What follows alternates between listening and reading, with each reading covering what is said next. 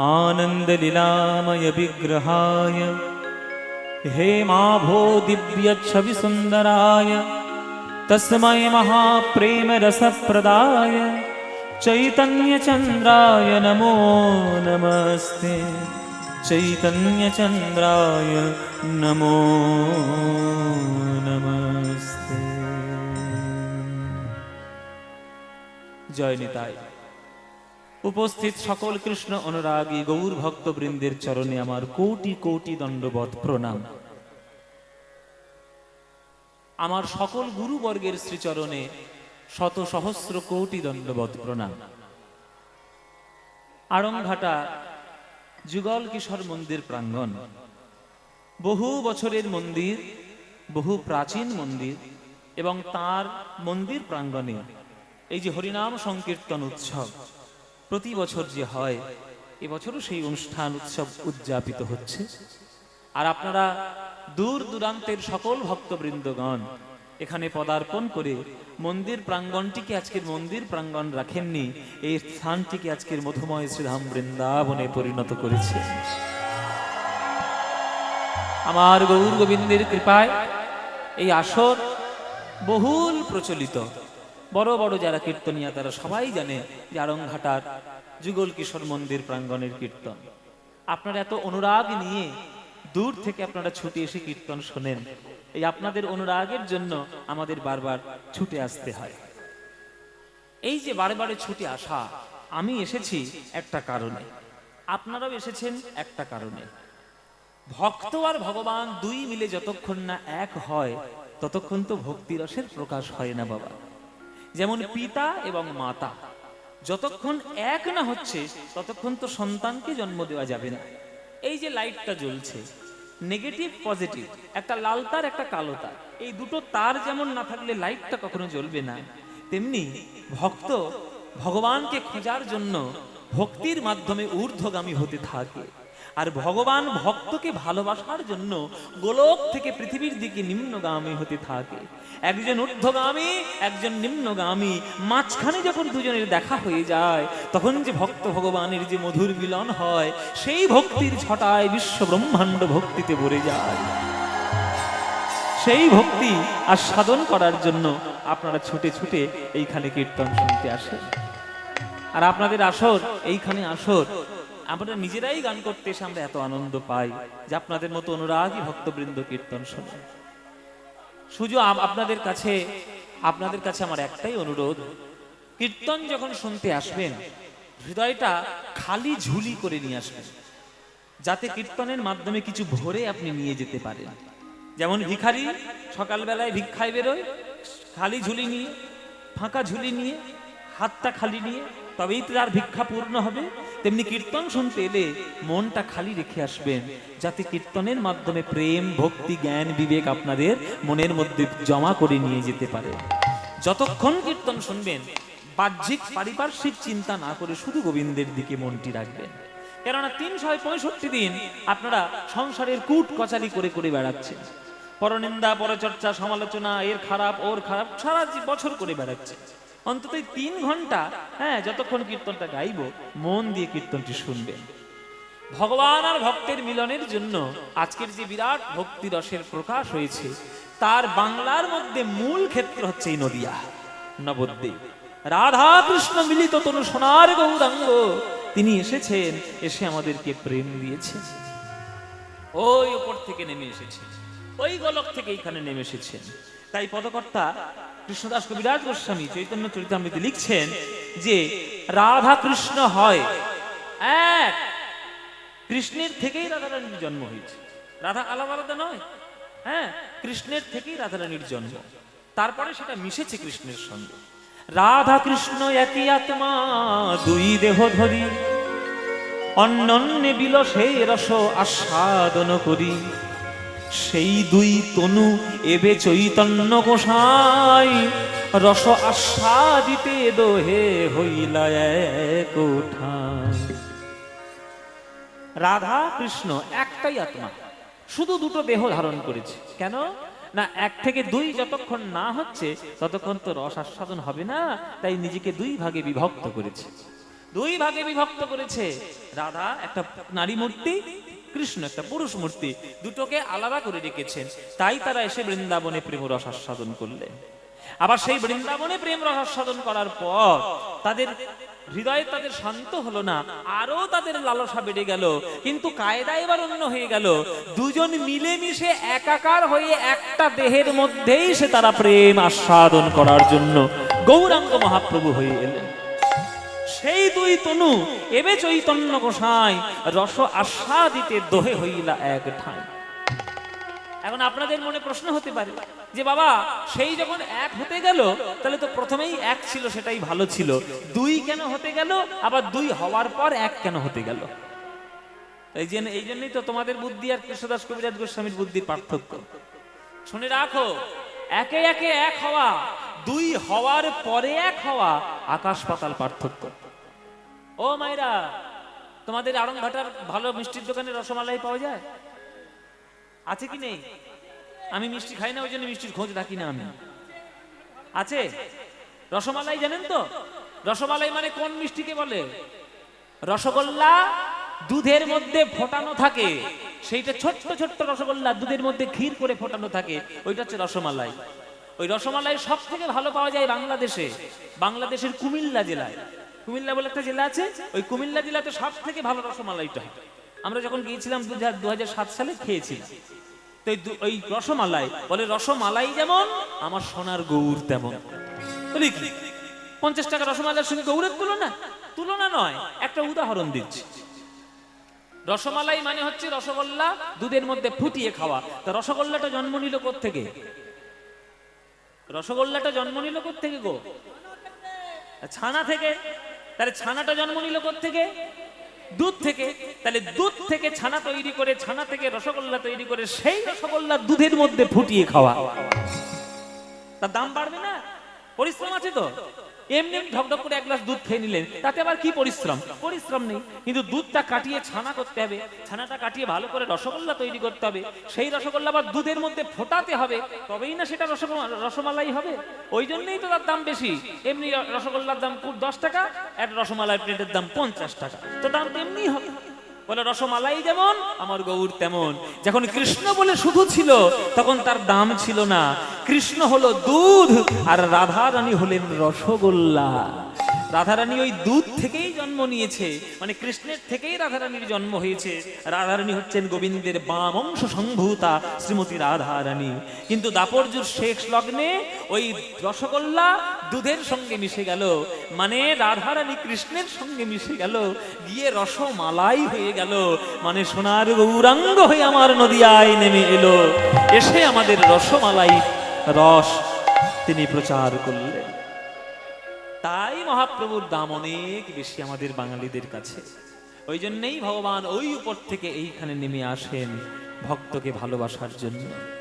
তাই তোমার আনন্দ আমার পর, তুমি তাই এসেছো নিচে, আমায় নইলে ত্রিভুবনেশ্বর তোমার প্রেম হতো যে মিছে। তাই তোমার আনন্দ আমার পর, তুমি তাই এসেছো নিচে, আমার নইলে ত্রিভুবনেশ্বর তোমার প্রেম হতো যে নিচে। তাই তোমার আনন্দ আমার পর। গানটার মানে বুঝুন, আস্তে কথা বলবেন না ও মাইরা। এই যে টোটো ধরতে যাবে বলে 10টা মানুষকে জাগিয়ে যাচ্ছে, বসো বসো, যাওয়ার ইচ্ছে হলে চুপচাপ চলে যাও, ঝামেলা ঝঞ্ঝাট করে যেও না। তাতে যারা মন দিয়ে গান শুনছে তাদের ক্ষতি হবে। এখানে আমি দেখতে পাচ্ছি এবছরে এত লোক কোত্থেকে এসছে, সব লোকগুলো হ্যাঁ বাড়ি থেকে, বাংলাদেশ, মায়ানমার, শ্রীলঙ্কা থেকে নাকি? এত লোক হওয়ার কোনো ঘরে কাজ নেই, যেন বাড়ি যাও না, গিয়ে ফুলকি দেখো বসে বসে ছোট সন্ধ্যেবেলা। এত লোক এসছে, জায়গা নেই। মন্দির কি 5 বিঘা আরো এক্সট্রা জায়গা দেবে এখানে? এত লোক এসে কমিটির ধার পর্যন্ত লোক চলে গেছে। ও মায়েরা কিছু মনে করো না, তোমরা আমায় ভালোবাসো বলে ছুটে এসছো, আমি জানি। তোমরা আমার গান শুনতে ভালোবাসো, কীর্তন শুনতে ভালোবাসো, তাই আকুল হয়ে ছুটে এসছো। এই রকম ভিড় যেন প্রত্যেকটি কীর্তনের মধ্যে হয়, তবেই দেখবেন আনন্দের বুক ভরে যাবে আপনাদের সবার।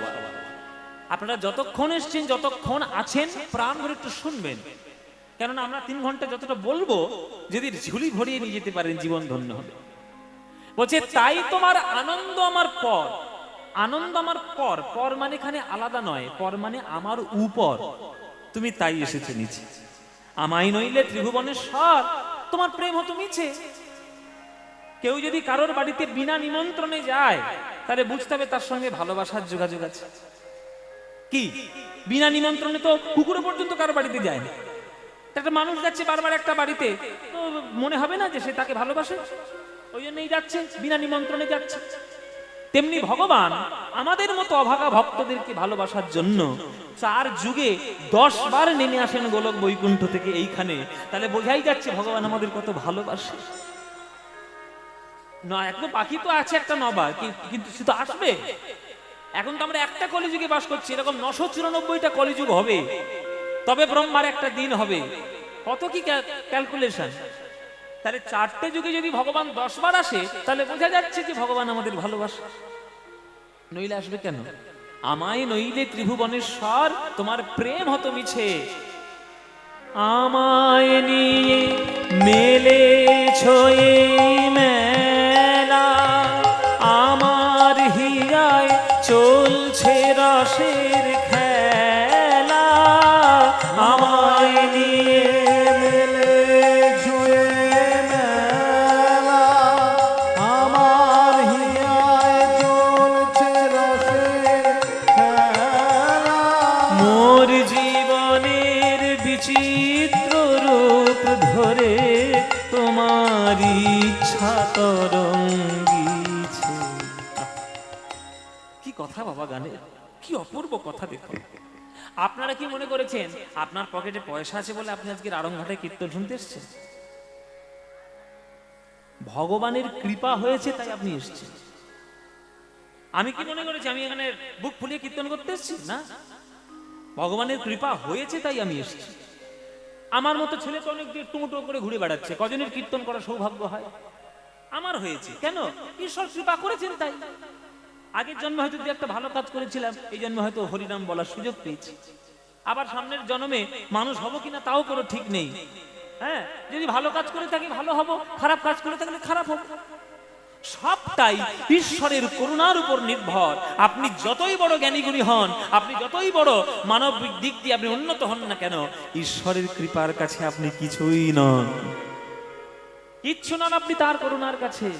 তিনি যখন একটা চুটকিতে সরিয়ে দেবে সব, আপনি বুঝতেই পারবেন না কোথায় আপনি চলে গেছেন। সুতরাং তার কৃপার উপরে নির্ভর করে জীবনটিকে কাটাবেন, তবেই দেখবেন জীবনটি আনন্দময় হয়ে উঠবে।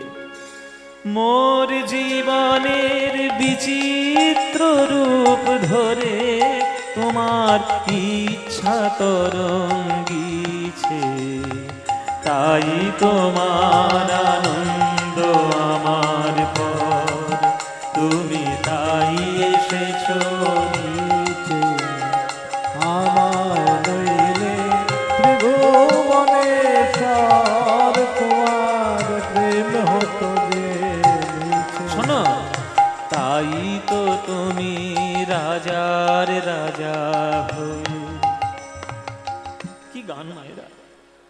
তাই তো তুমি রাজার রাজা হয়ে প্রভু আমার হৃদয় লাগি ফিরছো কত মনোহরণ বেশে, প্রভু নিত্য আছো জানি। তাই তো তুমি রাজার রাজা হয়ে প্রভু আমার হৃদয় লাগে ফিরছো কত মনোহরণ বেশে, প্রভু নিত্য আছো জানি। আস্তে কথা নয় বাবারা, বাবাদেরকে বলছি, মনে করুন আপনার ছেলে সংসারের জন্য খুব খাটে, রোজ কত কাজ করে, খুব পরিশ্রান্ত ক্লান্ত হয়ে বাড়িতে এসছে। আপনি তো বাবা, আপনার বাবা হয়ে পিতৃত্ব হৃদয় আপনার গলে গেছে। এই ছেলেটা এত খাটছে, সারাদিন ঘোরাঘুরি করে, সারাদিন হাঁটাহাঁটি করে, তবেই এই সংসারটা চলে। তা আপনি বাবা হয়ে গিয়ে যদি আপনার ছেলেটা বিশ্রামে আছে বলে আপনি যদি ছেলেটার পাটা যদি একটু টিপে দেন, তাতে কি ছেলের অপরাধ হয়? ছেলের অপরাধ হয়? কি গো, হ্যাঁ কি না কিছু বলো। আপনি কি ছেলেকে পাপ দিচ্ছেন? আপনি যে ছেলেটার পাটা টিপে দিচ্ছেন, এটা আপনার স্নেহের বশে আপনি করছেন, যাতে আপনার ছেলেটা একটু সুখে থাকে, যাতে একটু আরাম পায়। তাই আমি যদি মনে করি আমি বাবা, আমি ছেলের পায়ে হাত দেবো কেন? ছেলে খেলে হেঁটে মরুক, ওর কর্তব্য আমাদেরকে পালন করা, আমাদেরকে দেখা, পালন করুক। এটা যদি তুমি করে নাও, তাহলে তুমি আর যাই হোক পিতৃত্বের অধিকারী তুমি হতে পারো নি, তুমি পিতা হওনি। তুমি পিতা হওয়ার অহংকার নিয়ে বসেছো, আমি বাবা যা বলবো তাই করবে ছেলে। এটা যদি মনে করেন, তাহলে আপনি পিতা হতে পারলেন না। পিতা হয়ে যদি পুত্রের প্রতি, কন্যার প্রতি আপনার হৃদয়টা নরম না হলো, তাহলে আপনি কিসের পিতা, কিসের মাতা? আপনি তো সামান্য মানুষ। স্বয়ং বিশ্ব ব্রহ্মাণ্ড যিনি চালান আমার গোবিন্দ, তিনি রাজার রাজা। সকল বিশ্ব ব্রহ্মাণ্ড তার রোমকূপ থেকে জন্ম নেয়, অথচ সেই বিশ্ব ব্রহ্মাণ্ডের ক্ষুদ্র একটা গ্রহ, তার নাম পৃথিবী, আর তার ধুলোকণার মতো একটা জগৎ আমরা মানব জাতি। অথচ আমাদেরকে একটু প্রেম দেওয়ার জন্য তিনি গোলক বৈকুণ্ঠ থেকে নেমে এসে আজ সে ধুলায় গড়াগড়ি দিচ্ছে, হরি হরি বলে নয়ন ধারায় মুখ ভাসাচ্ছে। তাকে ডাকবে না তো কাকে ডাকবে? তাই তো তুমি রাজার রাজা হয়ে প্রভু আমার হৃদয় লাগি ফিরছ কত মনোহরণ বেশে, প্রভু নিত্য আছো জাগি। তাই তো প্রভু হেথায় এলো নেমে তোমারি প্রেম, তোমারি প্রেম ভক্ত প্রাণের প্রেমে। তাই তো প্রভু হেথায় এলো নেমে তোমারি প্রেম ভক্ত প্রাণের প্রেমে। মূর্তি তোমার যুগল সম্মিলনে সেথা পূর্ণ প্রকাশিছে। এই হচ্ছে গান, এই হচ্ছে গান। চোখের কোণগুলো ভিজে যাচ্ছে আপনাদের, গাইতে গিয়ে আমার চোখের কোণ ভিজে যাচ্ছে, এটা গানের প্রভাব, এটাই হচ্ছে সঙ্গীত। বলছে মূর্তি তোমার যুগল সম্মিলনে সেথা পূর্ণ প্রকাশিছে। যেখানেই আপনি ভগবানের পুজো করবেন, দেখবেন পাশে ভক্ত দাঁড়িয়ে রয়েছে। আপনি গৌর পুজো করছেন, পাশে নিতাই দাঁড়িয়ে রয়েছে। কৃষ্ণ পুজো করছেন, রাধা দাঁড়িয়ে রয়েছে। রাম পুজো করছেন, সীতা লক্ষণ হনুমান দাঁড়িয়ে রয়েছে। রামকৃষ্ণ ঠাকুর পুজো করছেন, বিবেকানন্দ সারদা মা রয়েছে। অনুকূল ঠাকুর পুজো করছেন, বড্ড বারমা রয়েছে। তারা মায়ের পুজো করছেন, বামা খাপার ছবি রয়েছে। শিব ঠাকুরের পুজো করছেন, নন্দী ভিঙ্গি রয়েছে। কোথায় আপনি যাবেন? যেখানেই যাবেন ভক্ত ভগবান মিলে গোটা ভগবান হবে। তাহলে ভগবানকে যদি পূর্ণ করতে চান, আপনাকেও ভগবানের দিকে ছুটে যেতে হবে, তবেই না ভগবান আপনার প্রাণে ছুটে আসবে। দুজনের মিলন হলে তবেই তো জগতে ভক্তির প্রেম প্রকাশ হবে, তবেই তো মানব জাতির কল্যাণ হবে। মূর্তি তোমার যুগল সম্মিলনে সেথা পূর্ণ প্রকাশিছে। তাই তোমার আনন্দ আমার পর, তুমি তাই এসেছো নিচে।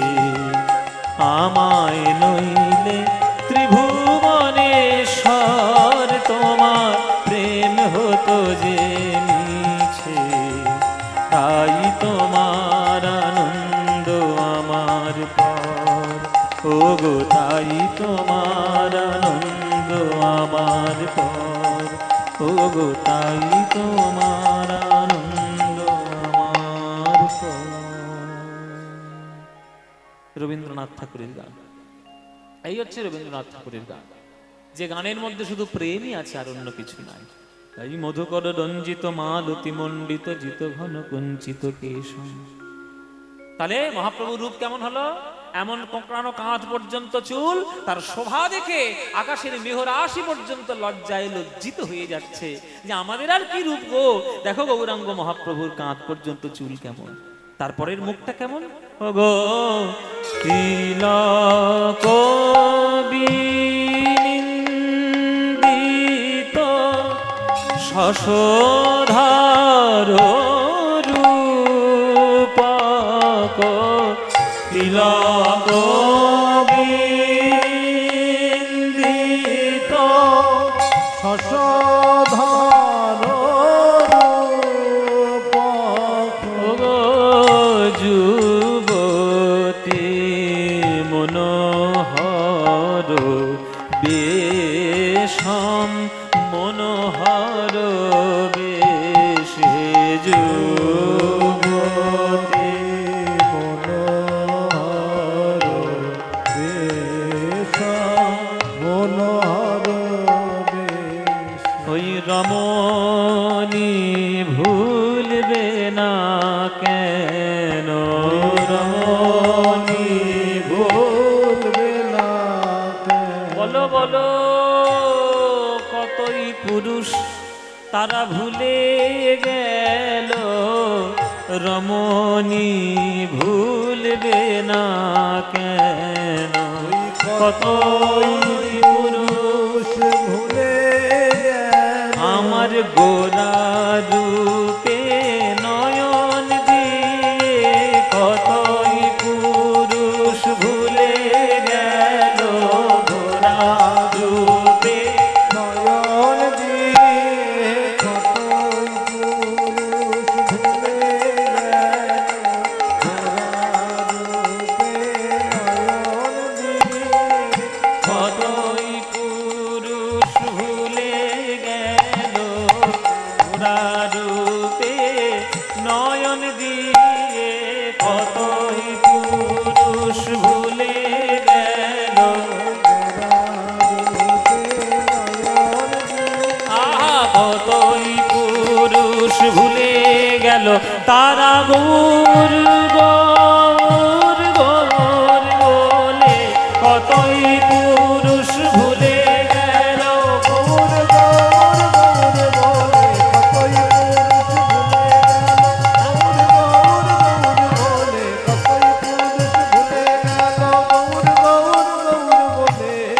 ও রমণী ভুলবে না কেন, যুবতী মনোহর বেশম, মনোহর বেশ। গৌরাঙ্গের বদনটির শোভা কেমন? বলছে তিলক বিনিন্দিত শশধর। আস্তে, তিলক বিনিন্দিত মানে তিলক নিন্দা করছে। কাকে নিন্দা করছে? শশধর। শশধর মানে কি মায়েরা? শশধর মানে বাবা আকাশের চাঁদ। আকাশের চাঁদকে মহাপ্রভুর কপালের তিলক নিন্দা করছে। এই তো আশ্চর্য ব্যাপার, চাঁদ রয়েছে আকাশে, তিলক রয়েছে মহাপ্রভুর কপালে। তা চাঁদ তিলকের খায় না পরে যে তিলক গিয়ে চাঁদের নিন্দে করছে? কোন কাজ আছে? এ তো গায়ের উপর পা দিয়ে ঝগড়া বাঁধানো। কপালে তিলক রয়েছে, তিলক বলছে এই চাঁদ তুই যেমন আকাশে আছিস ওই রকম আকাশেই থাক, মাটিতে নেমে আসার চেষ্টা করবি না। চাঁদ বলছে কেন রে? আমি তোর খাই না তোর পড়ি, তুই আমাকে এইভাবে আঙুল তুলে কথা বলছিস? হ্যাঁ, তোর খাই না তোর পড়ি, না তোর চাল আমার পুঁই শাকের ডাঁটা? এই বল,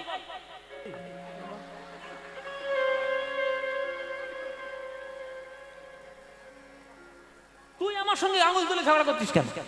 তুই তো মহাপ্রভুর কপালে আছিস, আমি তো আছি আকাশে।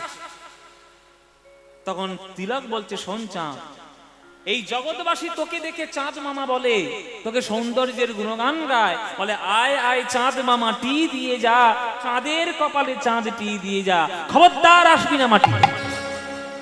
কেননা তুইও একটা চাঁদ আর আমার গৌরাঙ্গ মহাপ্রভুর বদনও একটা চাঁদ। তোরে গায়ে কালো কালো ছোপ ছোপ দাগ লেগে তুই হয়েছিস কলঙ্কিত, আর মহাপ্রভুর বদন চাঁদে আমি তিলকের দাগ হয়ে মহাপ্রভুর বদন হয়েছে অলঙ্কৃত। বুদ্ধিমান ভক্ত যারা হবে তারা কলঙ্কপূর্ণ চাঁদ দেখবে না অলঙ্কারপূর্ণ গৌরবদন দেখবে? ও মায়েরা, তোমরা কোনটা দেখবে? গৌরবদন দেখবে? তাহলে তোমরা গৌরবদন যখন দেখবে তাহলে তিলক তার অহংকার করবে না? হ্যাঁ, তুই একদম ওই আকাশে নেমে থাকবি, উঠে থাকবি, একদম নামবি না। সখী রে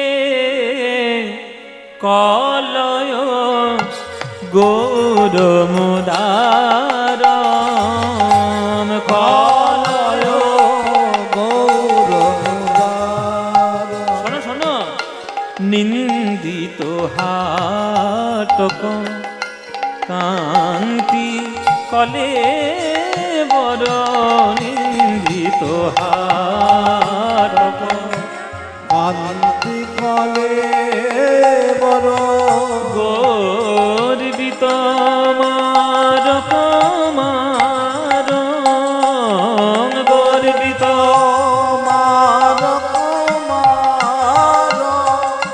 মহাপ্রভুর অঙ্গকান্তি কেমন ভাবে জগতে প্রকাশ পাচ্ছে। বলছে নিন্দিত হাটক। হাটক মানে কি? আস্তে, এই যে এরা লাস্টে আসবে, ফার্স্টে বসবে, এদের কিনে কি করিতে কি?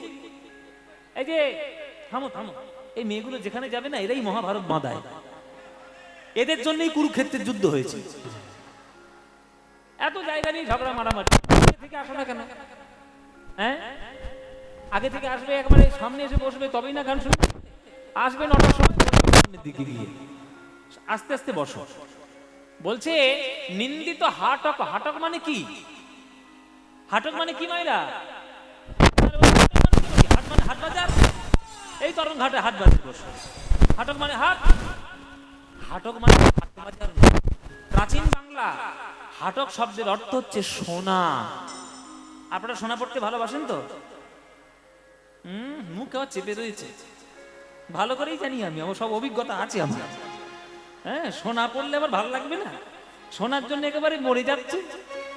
বর যাই দিক বা না দিক, সোনার হার যদি দেয়, 5 ভরি সোনার হার যদি প্রত্যেক বছর উপহার দেয়, ব্যাস প্রত্যেকদিন ক্ষীরের পায়েস খাওয়াবে।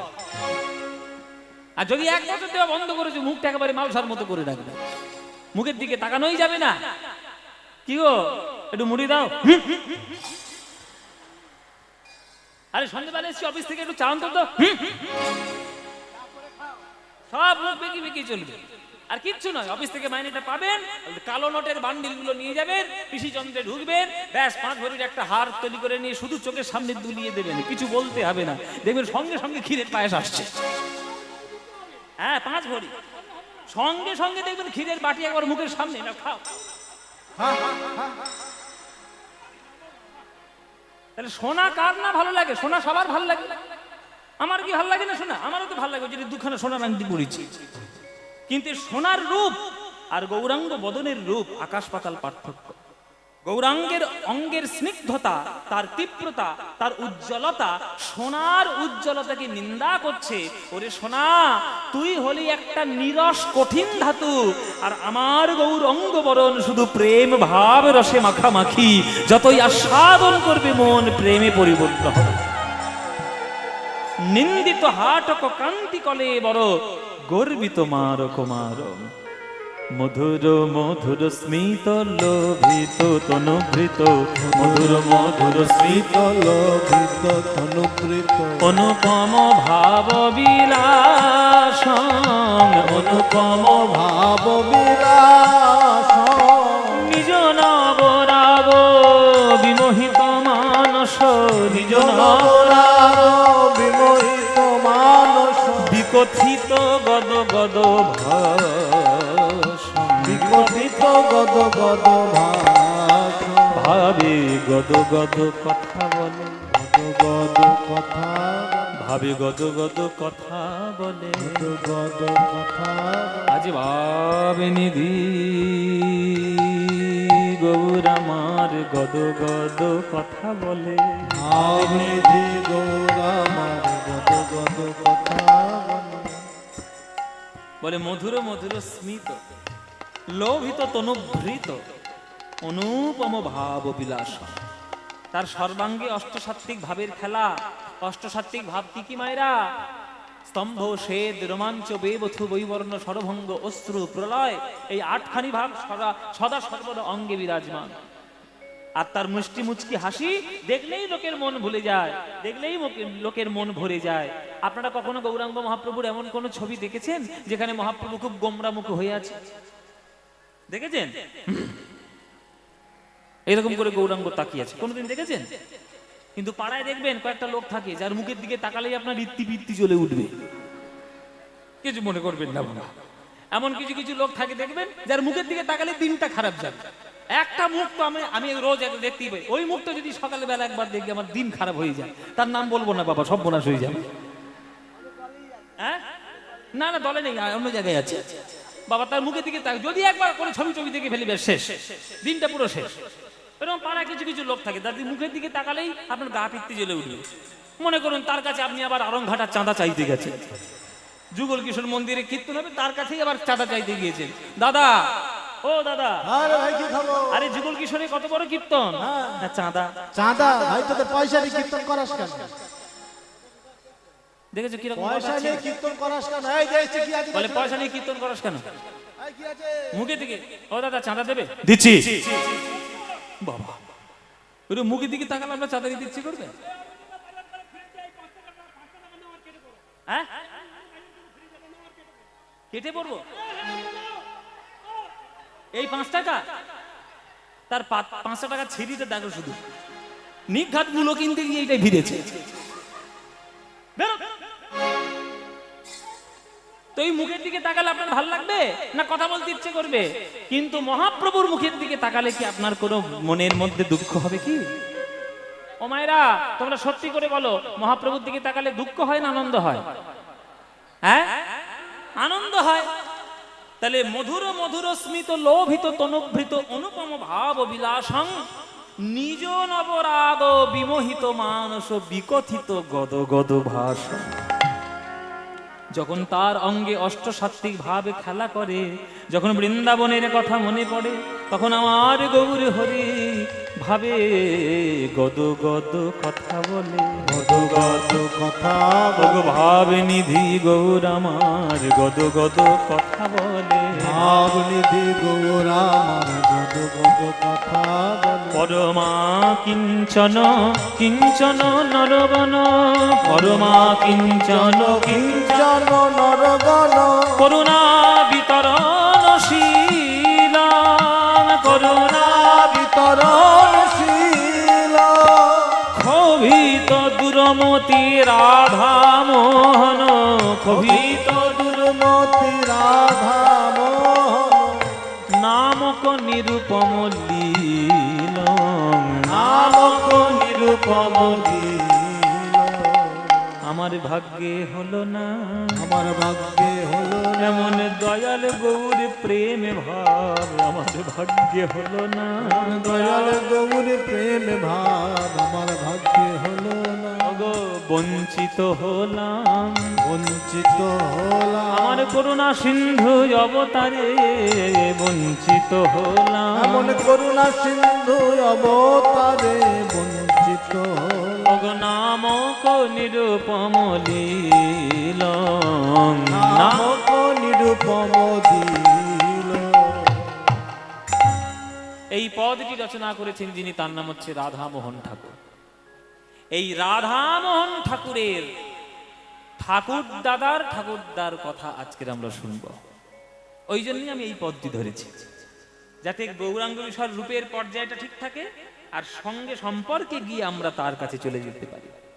এই যে রাধামোহন ঠাকুর তখনকার দিনের মুর্শিদাবাদের সব থেকে বড় পদকর্তা ছিলেন। তিনি একাধারে যেমন পদকর্তা, তেমন তিনি সাহিত্যিক, তিনি গায়ক, তিনি দার্শনিক, তিনি মানে অভূতপূর্ব তার গুণ তার মধ্যে বিরাজমান করতেন। কিন্তু এত গুণ সে পেল কোত্থেকে? এত গুণ তার রক্তের ধারার মধ্যে রয়ে গেছে। কেন? কিসের রক্তের ধারা? তার ঠাকুরদাদার ঠাকুরদা হলেন স্বয়ং মহাপ্রভুর দ্বিতীয় স্বরূপ শ্রীনিবাস আচার্য প্রভু। এই শ্রীনিবাস আচার্যের কথা আজকের আমরা শুনবো, যেহেতু এই শ্রীনিবাস আচার্যকে বলা হয় মহাপ্রভুর দ্বিতীয় স্বরূপ। আর এই মহাপ্রভুর দ্বিতীয় স্বরূপ শ্রীনিবাস আচার্য, তিনি বাংলার কীর্তন ঘরানার, মনোহর শাহী কীর্তন ঘরানার জনক ছিলেন এই আমাদের শ্রীনিবাস আচার্য। হ্যাঁ হ্যাঁ বলুন, হ্যাঁ বলুন, ঠিক আছে। হরি বল মায়েরা। তাহলে আজকের আমরা বিষয়বস্তু আস্বাদন করব শ্রীনিবাস আচার্য প্রভু, যিনি মহাপ্রভুর দ্বিতীয় স্বরূপ। এখন মহাপ্রভুর দ্বিতীয় স্বরূপটাকে কেন বলা হয়, কি কারণে বলা হয়, তার তো পুরো ঘটনা আছে। সেই ঘটনাটাই আজকের আমরা বলবো, যেহেতু রাধামোহন ঠাকুরের ঠাকুরদাদা, আজকে তার কথা শুনবো। শোনার পর একদম শেষে গিয়ে তারই সুর করা, তারই মনোহর শাহী ঘরানার কীর্তনের পদ দিয়ে তবে আমরা গান শেষ করব। রূপের পদ যেহেতু আমরা শেষ করব রূপের পদ দিয়ে, কিন্তু তারই সুর দেওয়া, এই শ্রীনিবাস আচার্যের দেওয়া সুর, মনোহর শাহী ঘরানার কীর্তনের গান, বড় তালের গান, সেই গানটা গেয়ে তারপরে আমরা শেষ করব। আর মাঝখানে আমরা শ্রীনিবাস আচার্যের জীবন কথাটা একটু শুনে নেব। হ্যাঁ চলুন, তাহলে আমরা আজকে রূপ বর্ণনাও করব কৃষ্ণের, তার মাঝখানে এত বড় ভক্তের জীবনী এবং তার মহাপ্রভুর পরে তার গুরুত্ব কতটুকু, সেই সমস্তটা জেনে আজকের আমরা লীলা শুরু করব। নামক নিরূপম লীলং হে, নামক নিরূপম লীলং হে, নামক নিরূপম লীলং হে, নামক নিরূপম লীলং হে, নামক নিরূপম লীলং হে, নামক নিরূপম লীলং হে, নামক নিরূপম লীলং হে, নামক নিরূপম লীলং হে, নিরূপম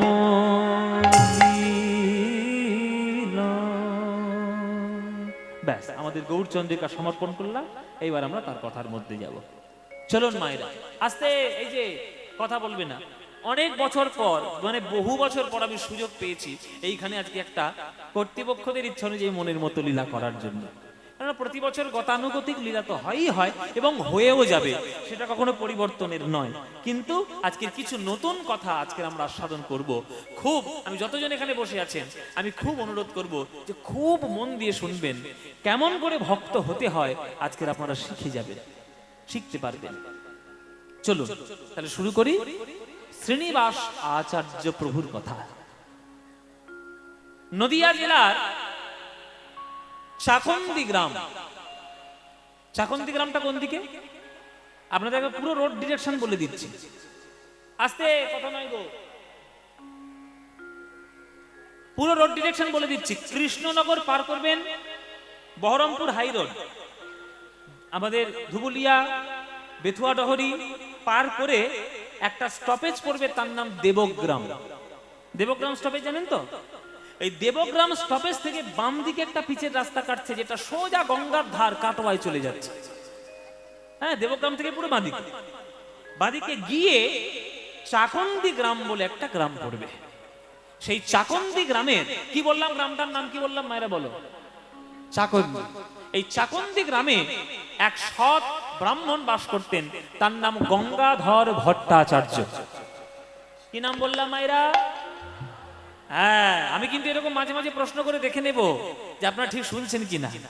গঙ্গাধর ভট্টাচার্য, এই গঙ্গাধর ভট্টাচার্যের মনে বড় বাসনা, আমি পড়াশোনা শিখে খুব উন্নত শিক্ষিত হব, আর পড়াশোনা করার জন্য যাব আমি নবদ্বীপ। কেননা নবদ্বীপ তখনকার দিনে একটা ডেরা ছিল পড়াশোনা করা। তখনকার দিনে বলা হতো অক্সফোর্ড অফ বেঙ্গল।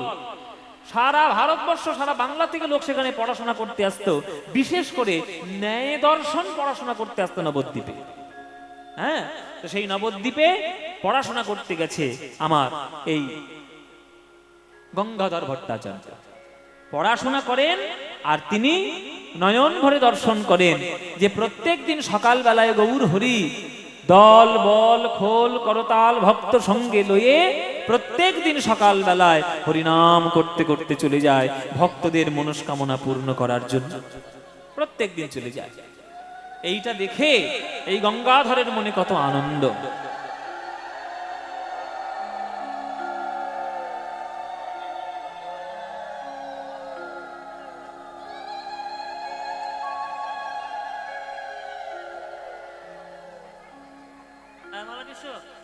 হ্যাঁ হ্যাঁ বাবা। আমার মালার লোক এসছে, আরো কয়েকটা আসবে বোধহয়, টিকিট দিয়ে দাঁড়িয়ে রয়েছে লাইনে, আরো কয়েকটা মালা আসবে। তো যাই হোক, এসব মায়েরা ভালোবেসে আমাকে মালা পরিয়ে আমাকে ভালোবাসা প্রদান করে। আমি আমি আপনাদের কাছে আমি আজকে একটা খুব মন খুলে কথা বলছি। ও মায়েরা, তোমাদেরকে বলছি, আমার যে কত মা চারিদিকে ছড়িয়ে ছিটিয়ে আছে আপনারা ভাবতে পারবেন না। আস্তে আস্তে কথা নয়, আপনাদের সবার কাছে আজকে আসরে দাঁড়িয়ে বলছি যে আমার সারা বাংলায় প্রচুর মা আছে। হ্যাঁ, নিজের মা তো আছেই, জন্মদাত্রী মা আছেই, তারপরে আপনাদের এখানে আমার শাশুড়ি মাও রয়েছে, সেটাও একটা মা। ও মা বলে ফেললাম, কিছু মনে করবেন না। হ্যাঁ, তা শাশুড়ি মাও রয়েছে, তিনিও আমার মা, মায়ের মতো। তারপরে আমার অনেক মা রয়েছে চারিদিকে ছড়িয়ে ছিটানো রয়েছে আমার মা। যেমন আমার একজন কাটোয়ায় একজন মা রয়েছে, কাটোয়া একটা আমার মা আছে। হ্যাঁ, তারপরে দুর্গাপুরে একটা মা আছে, তারপরে আমার মালদায় একটা মা আছে, আমার উত্তর 24 পরগনা একটা মা আছে। মায় আমার অন্তত যদি গুনে গুনে দেখা 15 থেকে 16টা মা আছে। সবার সঙ্গে আমার দেখা হয় না, সবার সঙ্গে নিয়মিত কথা হয় না, যদিও সেসব মাগুলো কিছু মনে করে না। তা আপনারাও কিছু মনে করবেন না যদি আপনাদের সঙ্গে কথা না বলতে পারি, কেননা প্রচুর মানুষের সঙ্গে কার সঙ্গে আর কথা বলবো। কিন্তু এই মাতৃস্নেহ পাওয়াও বড় ভাগ্যের ব্যাপার। আপনাদের মতো মায়ের এত ভালোবাসেন। এই যে মা এসছেন, প্রত্যেক বছর আমাকে একটা করে মালা পরান। জয় নিতাই, জয় নিতাই। কি সুন্দর মালা গেঁথেছে, হ্যাঁ কি সুন্দর মালা, বাহ! একেবারে নিজের হাতে করে গেঁথে নিয়ে আসেন। এই ভালোবাসার উত্তর আমি আর কি দেব? আমার কিছু দেওয়ার নেই, শুধু আপনাদের চরণে আমার প্রাণ ভরা ভক্তি, আমার প্রাণ ভরা শ্রদ্ধা নেবেন, আপনারা আশীর্বাদ করবেন। আমি যেন এই কীর্তন গেয়েই আমার জীবনটি কাটাতে পারি, জীবনের শেষ নিঃশ্বাস পর্যন্ত। জানি না ভগবান হাতে কপালে কতটা আয়ু রেখেছে, হ্যাঁ যতটুকুই রাখুক, যেন ভগবান আমি তার নাম গাইতে গাইতেই, এই কীর্তন করতে করতেই যেন তার চরণে চলে যেতে পারি, এইটুকু আপনারা আশীর্বাদ করবেন। সারা জীবন যেন কীর্তন, আর জন্ম যেন আর না হয় সেটাই প্রার্থনা করি। যদি জন্ম হয় তাহলে আবার যেন এই বাংলাতেই আমি জন্ম নিই, আবার যেন মহাপ্রভুর কীর্তন করার জন্যই আমি জন্ম নিতে পারি, এইটুকু আশীর্বাদ করি। কারণ আমার এই ক্ষুদ্র জীবনে আমি দেখলাম এর মতো আনন্দ আর অন্য কোথাও কোনো গানের মধ্যে নাই, এই কীর্তনের মতো আনন্দ। তাই জনম জনম যেন আমি এই কীর্তনের সৌভাগ্য লাভ করতে পারি, আপনারা আশীর্বাদ করবেন। তো চলুন, গঙ্গাধর ওই আবার এসছে, সব বোনাস করেছি, গান করব না মালা পরবো? ঠিক আছে। গঙ্গাধর ভট্টাচার্য প্রত্যেক দিন দেখেন যে দলবল নিয়ে বামুনের ছেলে হয়ে গলায় পইতে, কিন্তু পইতের কোনো অহংকার নেই। মুচি শূদ্র চণ্ডাল সব ছোট জাত বড় জাত কাউকে বাদ নেই, একসঙ্গে কল্যাণ করে হরিনাম করে। আহা, এমন অপূর্ব রূপ আমার গৌরাঙ্গ মহাপ্রভু। আমি যদি এই পড়াশোনাটা তাড়াতাড়ি শিখে নিতে পারি, ওই গৌরাঙ্গের দলে আমি নাম লেখাবো, আমি হরিনাম করব, আমি কীর্তন করব, লোকের হাতে পায়ে ধরে আমি হরিনাম বিলিয়ে বিলিয়ে বেড়াবো।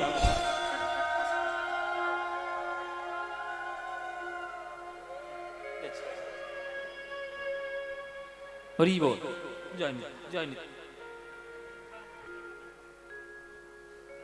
জয় নিতাই, জয় নিতাই। এই গঙ্গাধর ভট্টাচার্যের মনে বড় বাসনা, মনে মনে ভালোবেসে ফেলেছেন গৌরাঙ্গ মহাপ্রভুকে। ও মায়েরা, ভালোবাসা কি করার জিনিস? ভালোবাসা হওয়ার জিনিস। যার প্রতি যার ভালোবাসা হয়ে যায়, হয়ে যায়, একে আটকানো যায় নাকি? ভালোবাসা তো আটকানো যায় না। নদীর স্রোত যেমন আপনি কখনো বাঁধ দিয়ে আটকাতে পারবেন না, একটা না একটা সময় সেই বাঁধ আপনাকে খুলে ফেলতে হবে, কেননা এমন প্রেমের ধারা বেড়ে যাবে যে সেই নদী বন্যা বইয়ে ছাড়বে। তেমনি ভালোবাসার স্রোতকে কখনো আটকানো যায় না, যে যাকে ভালোবাসবে এমনি ভালোবেসে ফেলবে।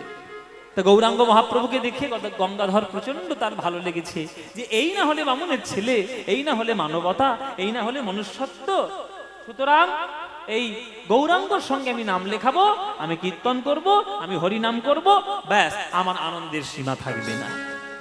এই বলে আজকে সে মন প্রাণ দিয়ে হরিনাম দেখে মহাপ্রভু। আর মহাপ্রভু প্রভাত বেলায় হরিনাম করতে করতে চলে যায়, জীবের হাতে ধরে পায়ে পড়ে বলে, ভাই রে একবার হরিনাম বল, হরি বিনা জগতে কোনো গতি নাই। ওরে ভাই রে, অনেক জনমের পরে মানব জন্মে পেয়েছিস, এমন মানব জন্ম আর পাওয়া যাবে না। ভজ শ্রীকৃষ্ণ কহ শ্রীকৃষ্ণ লহ শ্রীকৃষ্ণের নাম রে।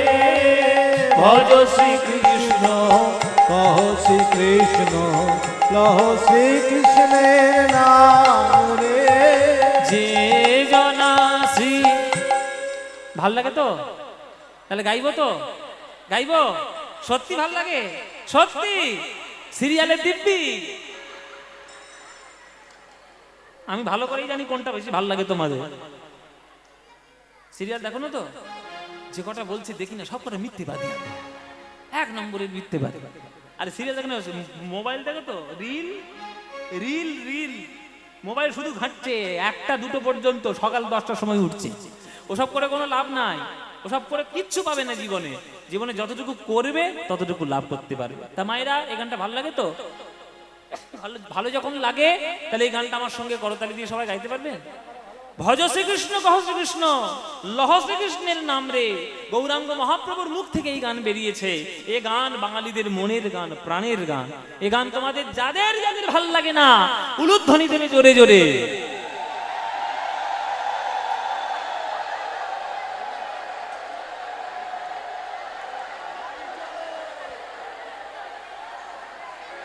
তাহলে বাড়ি যাই, হ্যাঁ বাড়ি যাই, বাড়ি যাই।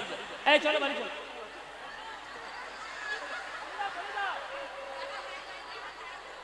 এক কলসি দুধে এক ফোঁটা চোনা ফেলেছি দেখো।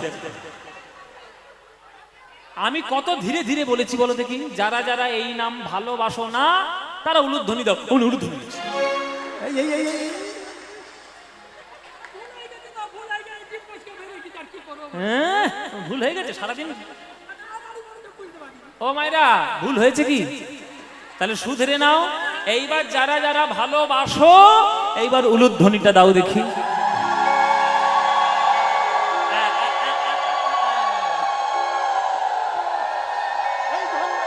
এই ঠিক হয়েছে। না না, ভালো ভালো, না না ভালোবাসো। ভুল করে দিয়ে ফেলিস তা কি করবে? ভুল করে যখন দিয়েছে করতালি দিয়ে গানটা গাইতে পারবে তো? ব্যাস, এমন জোরে জোরে গান গাইবে যাতে গেদে লোকাল বন্ধ হয়ে যায়। কিছু একটা গন্ডগোল হয়েছে বাবা, ট্রেন চালানো যাবে না। চলো সবাই মিলে আজকে ভজ শ্রীকৃষ্ণের নাম গাই। ভজ শ্রীকৃষ্ণ কহ শ্রীকৃষ্ণ লহ শ্রীকৃষ্ণের নাম রে। বলো ভজ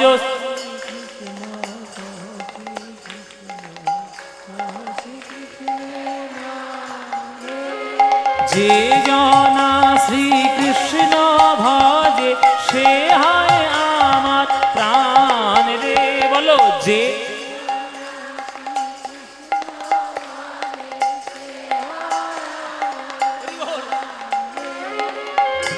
দিন গেলে হা শ্রীকৃষ্ণ যে বলে একবার রে। দিন গেলে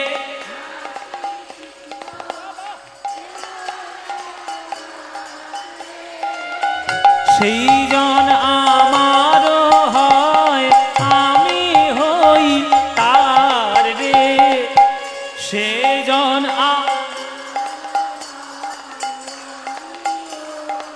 হ্যাঁ, এবার হাত তুলে ভজ শ্রীকৃষ্ণ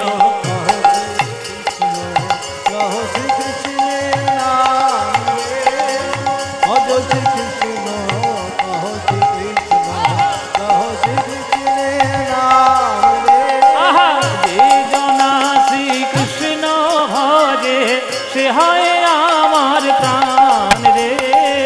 যে জনা শ্রীকৃষ্ণ ভজে সে হয় আমার প্রাণ রে। আহা, ভজ শ্রীকৃষ্ণ কহ। উলুধ্বনি উলুধ্বনি। কহ শ্রীকৃষ্ণের নাম রে। ভজ শ্রীকৃষ্ণ কহ শ্রীকৃষ্ণ লহ শ্রীকৃষ্ণের নাম রে। নিতাই গৌর হরি ও। ভজ শ্রীকৃষ্ণ কহ শ্রীকৃষ্ণ লহ শ্রীকৃষ্ণের নাম রে। বলো আনন্দ হয়েছে তো? এই আনন্দ আর কোথাও পাবে? এই আনন্দ পেতে গেলে প্রত্যেক বছর আরংঘাটায় কীর্তন শুনতে আসতে হবে। আসবেন তো? প্রতি বছর আসবেন? সবাই আসবেন? ব্যাস, আপনারা এলেই আনন্দ হবে। বাবা আমি সেরেছে ফের বায়না করবে। বাবা বলছে তুমি আসবা তো? আমার সময় সুযোগ হলে আমি নিশ্চয়ই আসবো বাবা। আমি তো আশা কি কম করেছি, কতদিন থেকে আমি আসছি। মাঝে মাঝে বিদেশে চলে যেতে পারি, হ্যাঁ মাঝে মাঝে বিদেশে চলে যাই আর কি। মাঝে মাঝে কিছুদিন আগে লন্ডন থেকে এলাম, আবার সামনের বছর আমেরিকায় যেতে হবে, নানান ধরনের কাজ থাকে। যদি বিদেশ চলে যাই বা অনুষ্ঠানের ব্যস্ততা থাকে তখন আসতে পারি না, কিন্তু আমার যথাসাধ্য চেষ্টা করি যে আমি আসবো, নিশ্চয়ই আসবো। আপনাদের সবার এই ভালোবাসা আসতে তো হবেই। তো আরেকটা কথা হচ্ছে, এই যে গানটা মহাপ্রভু গাইছেন সুরধ্বনির তীর ধরে ধরে, এই গান দেখে মহাপ্রভুর ভালোবাসায় পড়েছেন গঙ্গাধর ভট্টাচার্য। গঙ্গাধর বলছে ওই নিমায়ের সঙ্গে আমি ঘর বাঁধবো, ওই ওই হরিনামের ঘর, ওই কীর্তনের ঘর, ওই কৃষ্ণ নামের ঘর, হাতে ধরে পায়ে পড়ে কীর্তন দেব, খোল করতাল বাজিয়ে গান গাইবো, সবার চরণ ধরে প্রেম বিতরণ করব, কীর্তনের সংসারে হরিনামের ঘরে আমরা সবাই মিলে নাম লেখাবো গৌরাঙ্গ মহাপ্রভু।